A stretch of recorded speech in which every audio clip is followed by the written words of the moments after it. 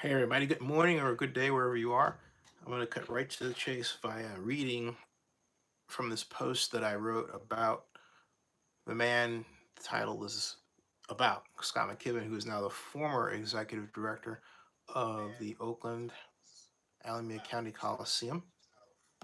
And what I wrote um, goes like this. Sadly, Scott McKibben, my friend who I worked to get hired to the JPA to the Oakland Alameda County Coliseum Joint Powers Authority, or JPA, has elected to resign from his post as its executive director slash consultant, or more formally, executive director and CEO of the Stadium Authority overseeing the Coliseum and Oracle Arena, and after a closed door meeting on Friday. McKibben did so over the matter of the Ring Central Coliseum naming rights deal that he put together. My interview appears below when I was first able to talk to him about getting hired for the job. I will go on record and say that whoever made the call to ask Scott McKibben to step down, if that's the case, made one of the biggest, dumbest, stupidest, boneheadedest mistakes in Oakland sports history. Now, a lot of the future that Scott worked so hard to build at the Coliseum is up in the air. First, let's get what happened out of the way. Scott McKibben was said to have received $50,000 in a kickback for work he did in securing Ring Central, the Bay Area telecommunications firm, as the naming rights holder for the Coliseum Stadium. Scott personally told me he never received a dime from anyone. That written the claim that the $50,000 kickback violates California Fair Political Practices Commission conflict of interest laws. But the trouble with that is if someone was concerned about Scott not being in compliance with the law, why didn't they just file an exemption on it?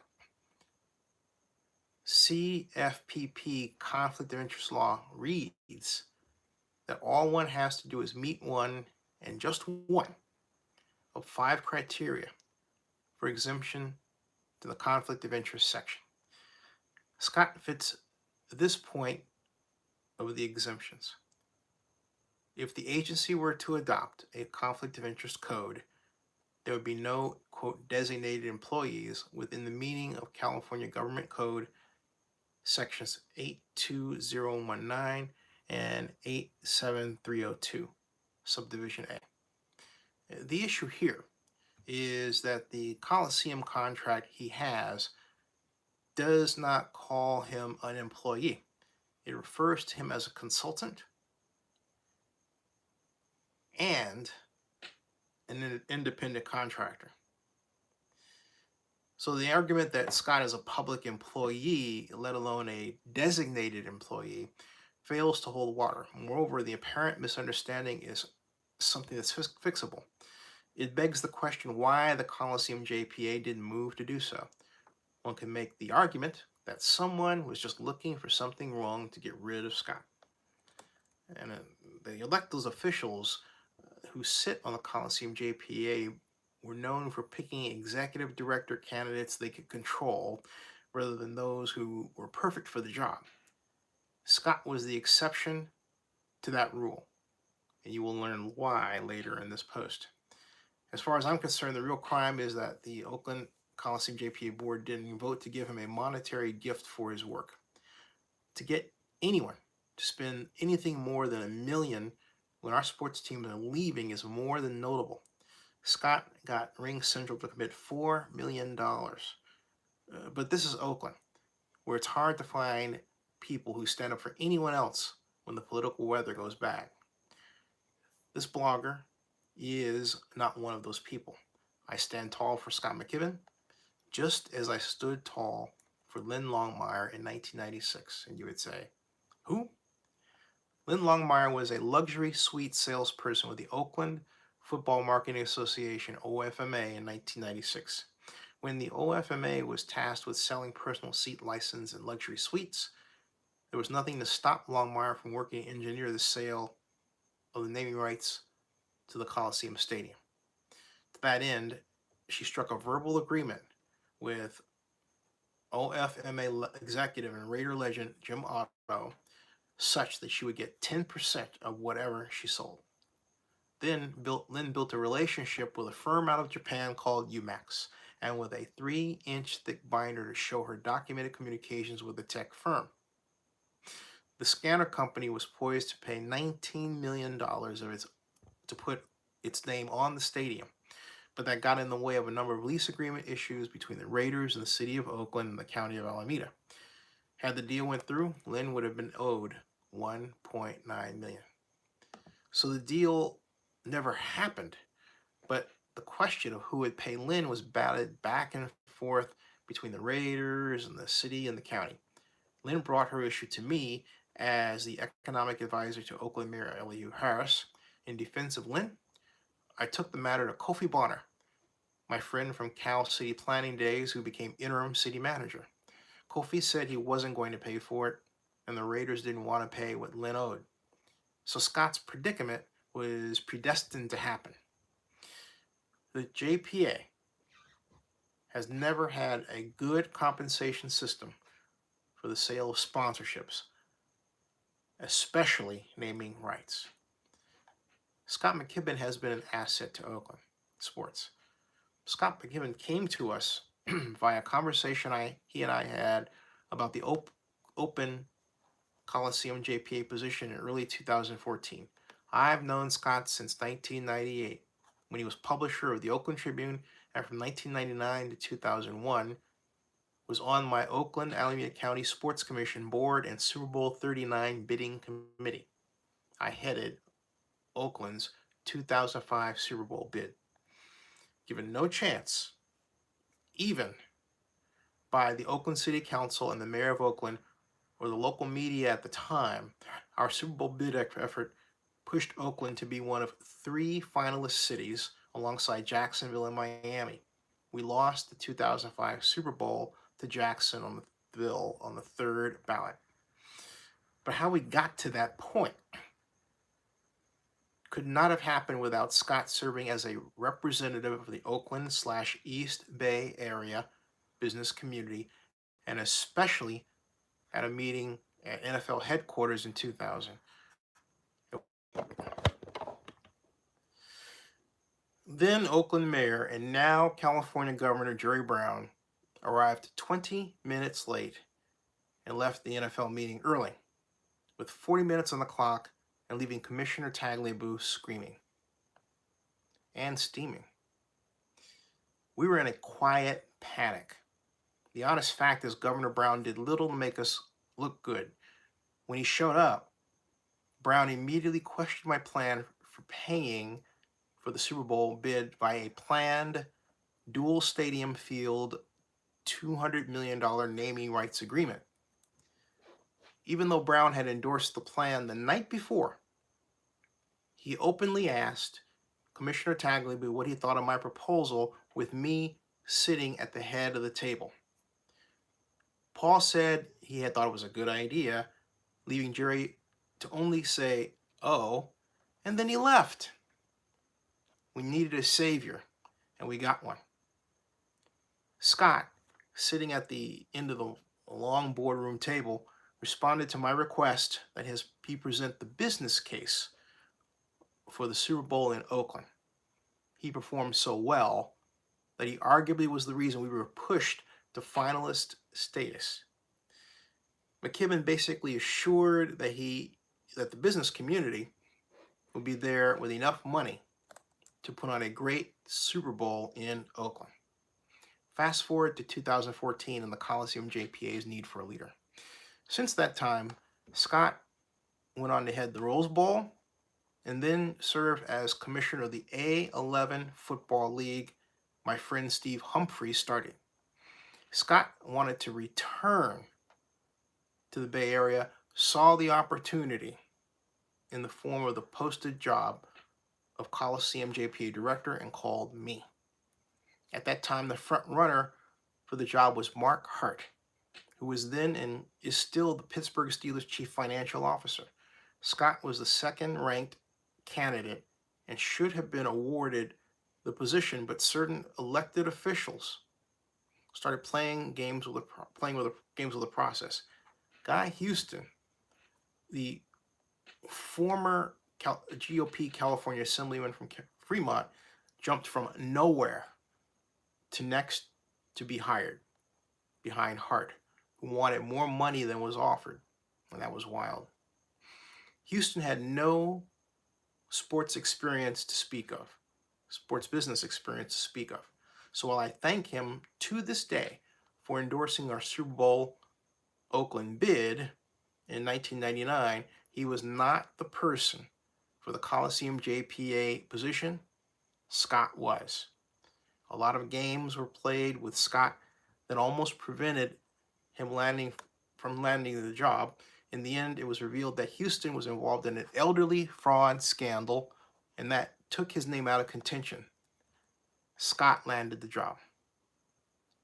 I can discuss a large number of his accomplishments, but all can be summed up by the number of elected officials who praised Scott's work both publicly and privately. Scott understands the business of sports, yet also the business of politics. It's a tricky line to walk, and not a skill that grows on trees, but Scott did it expertly well. Now, 4 years later, he's leaving, and with his departure comes some unfinished business around football. What will become of the indoor football league and football in Oakland? Scott worked tirelessly to land an Oakland franchise of the indoor football league. He was working out the details behind that deal with Roy Choi, the managing partner and co-founder at Knight Adventures and owner of the San Diego IFL teams called the San Diego Strike Force and the Cedar Rapids Titans just a month ago. And what about the overall effort to bring an expansion team? Scott tried to land the XFL before turning to the IFL, but there are other teams and leagues out there. And what about the loss of Scott's great relationship with the Oakland Raiders? It was only via his friendships with Mark Bedane and Mark Davis at that Coliseum JPA that caused the Coliseum JPA to be able to secure a much higher rent level. And so who takes that job on?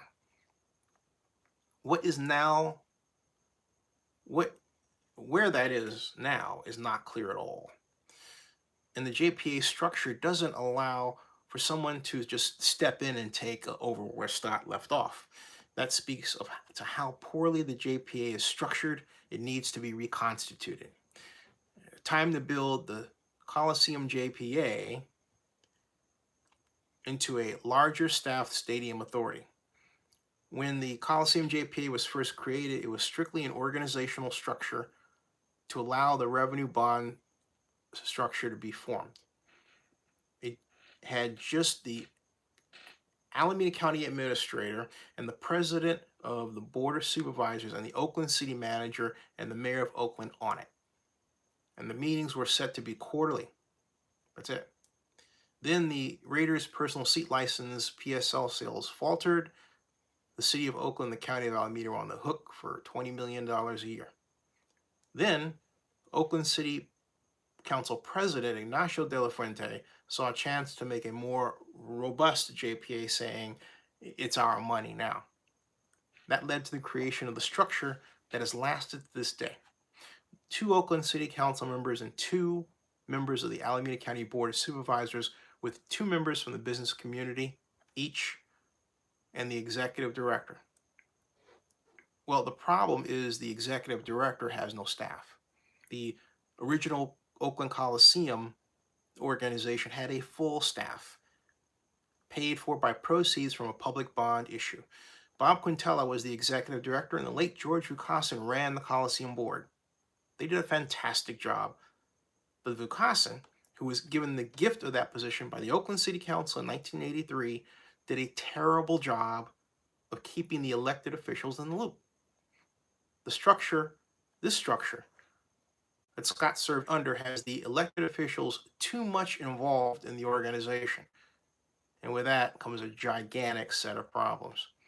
The problems are that the politicians, by nature, are spread thin with other concerns and can't exclusively focus on the needs of the Coliseum complex. That is left to one person, Scott, in the role of executive director. The new Coliseum JPA should maintain its office at Oracle Arena, but be staffed by the Oakland Economic Development Office.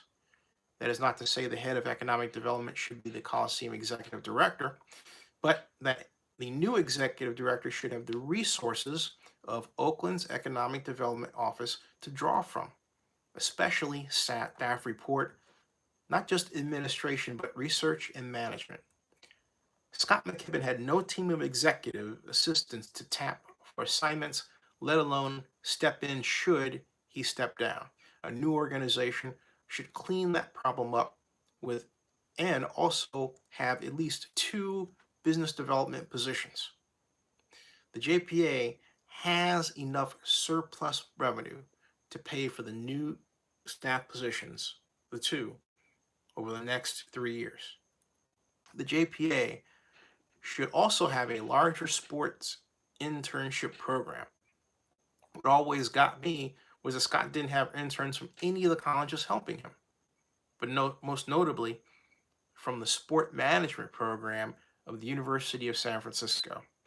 A new Coliseum JPA should have a robust and large sport entertainment program, sports internship program, excuse me. In closing, Scott McKibben did a lot for the Coliseum JPA. He didn't need to resign. He was hired as a consultant and was not a true public official in structure. Moreover, as to the whole deal about conflict of interest that could and can be solved by applying for a California Fair Political Practices exemption from the California Government Code Section 87300. That the lawyers staffing the Coliseum didn't do that shows the problem we have. The county and city organizations that watch over the JPA don't know what they're doing, period. Scott's not what's called a designated employee, so he would have to qualify for the exemption to avoid any conflict of interest claim. Excuse me, so he would have qualified for any filed exemption to avoid a conflict of interest claim. But you have to ask, what the hell is going on with the Coliseum JPA's lawyers not to have known that that's the question? In other words, filing the exemption. Sadly, it's too late for that now. Scott will rise to a better place. Oakland is another story. Stay tuned. Now, the point here is that Scott, when he took the job, he had one occasional part-time assistant, and that's it. He had an assistant that was provided for him, and even then, that was piecemeal by way of the Oakland City Administrator's Office. But that was it. There was nobody else. It was as if the city and the county had taken the opportunity of not having a Coliseum JPA for just a little bit of scope of time to rebuild something that was really under their control, the elected officials' control. That really didn't have any autonomous say, so it didn't allow for well-compensated deal making, to put it bluntly and mildly. I have in some way informed every executive director the Oakland Alameda County Coliseum has gotten. In the case of Scott, I moved heaven and earth to get him there. That story I told you about the elderly was put out by me.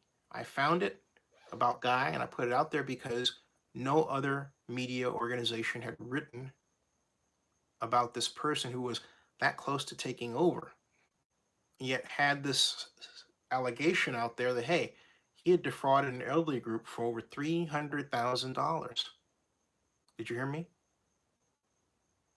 there were two people who stood in the place of favoring uh, bringing in Guy Houston. Alameda County Supervisor Scott Haggerty and Oakland District 7 Council Member Larry Reed. And there's a reason why neither Larry nor Alameda County Supervisor Haggerty, Scott Haggerty, voted for Scott McKibben when the decision came up in 2014. Everyone else did, including then board member, Oakland, now board president,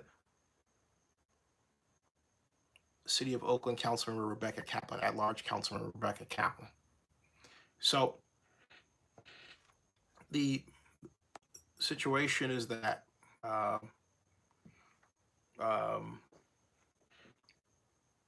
the situation was that,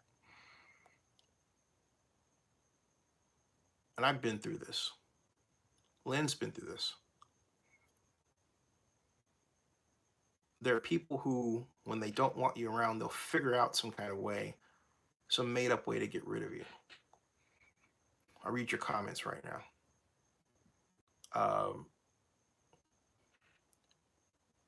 Ice Vein says, Oakland ain't nothing without the Golden State Warriors. Laugh out loud, and they lost this year's finals. And not only that, did you notice that the Oracle name is coming off? So soon we're going to have a facility that looks bad from a sponsorship standpoint. We have no name on the facility that became known as Oracle Arena. So that's more work to do in terms of finding a sponsor. Mohammed asks, wouldn't be surprised, or says, wouldn't be surprised if he joined Levi Stadium Authority. Actually, he was going to do that last fall, but the Coliseum JPA stepped forward with a new contract that substantially increased his pay. Actually, that wasn't last fall. That was the fall before. It was fall 2017. Mohammed says the issue is over a potential commission of $50,000 from the $1 million a year naming rights deal. $4 million. Are you kidding me? Laugh out loud. It was a fee. And not only that, Scott told me he did not get any money from anyone. But where Scott expects to resurface is, I can say it's in Las Vegas. I'm not allowed to say anything beyond that. But he will fall on his feet. He definitely will. So one moment, please.